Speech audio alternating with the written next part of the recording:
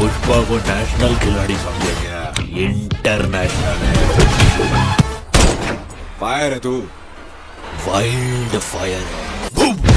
হায় হায়, এবার চরম বিপদের মুখে পড়লেন আল্লু অর্জুন। তাহলে কি বক্স অফিসের রেকর্ড ভাঙাই ছিল তার সবচেয়ে বড় ভুল?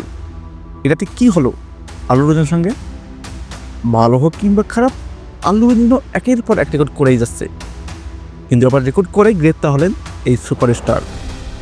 হলিউড, বলিউড এবং দক্ষিণ ভারতের সমস্ত রেকর্ড ভেঙে ফেললেও শেষ পর্যন্ত তাকে যেতে হলো জেলখানায়। কিন্তু কি এমন করলেন, কেন তাকে সহজে যেতে হলো জেলখানায় এবং গুনতে হলো মোটা অঙ্কের জরিমানা? গত 4 ডিসেম্বর হায়দ্রাবাদের সানডে থিয়েটারে ঘটে এক হৃদয় বিদারক ঘটনা। আল্লু অর্জুনের নতুন সিনেমা পুষ্পা 2 ঢাকুরের প্রিমিয়ার ঘটে এই থিয়েটারে। হাজারো ভক্তের ঢল নেমেছিল এই সিনেমা দেখার জন্য, কিন্তু অগণিত মানুষের উপস্থিতি মৃত্যুর দিকে নিয়ে যায় একটি পরিবারকে। সেখানে পদদলিত হয়ে প্রাণ হারান 35 বছর বয়সী রেবাতি এবং তার 9 বছর বয়সী ছেলে শ্রীতেজা গুরুতর আহত হয়ে হাসপাতালে ভর্তি হন।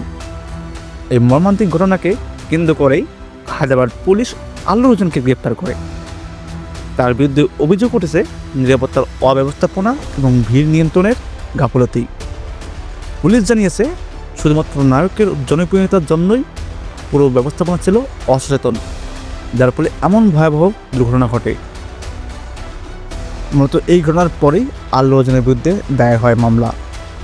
তাকে গ্রেপ্তার করে সিরকদপল্লী থানায় নিয়ে যাওয়া হয়। পরে অবশ্য আদালতের নির্দেশে জামিন নিয়ে মুক্ত হলেও এই ঘটনা নিয়ে এখনও তদন্ত চলছে। এর আগে অবশ্য আরও একটি স্ক্রিনিংয়ের সময় একই ধরনের ঘটনা ঘটে। হায়দ্রাবাদের অন্য একটি থিয়েটারে দ্বিতীয় ফ্যানের মৃত্যু হয়। 35 বছর বয়সী হরিশনাথ মাধব পান্নার দেহ মিলেছিল থিয়েটার টয়লেটে। তাকে পাওয়া গিয়েছিল মদ্যপ অবস্থায় এবং তদন্তকারীরা এই মৃত্যুর কারণ এখনও তদন্ত করছে।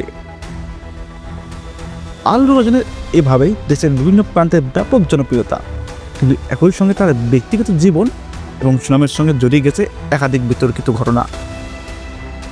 অবশ্য এই পরিস্থিতিতে তার পাশে থেকেছে তার পরিবার, ভক্ত এবং সমালোচকেরা। তবে সময় বলে দেবে এই মর্মান্তিক ঘটনার পরবর্তী পরিণতি কী হয়। তো ভিউয়ার্স, আপনারা কি মনে করেন অবশ্যই সেটা কমেন্টে জানিয়ে দেবেন এবং ভিডিওটি ভালো লাগলে চ্যানেলটিকে সাবস্ক্রাইব করে পাশেই থাকবেন।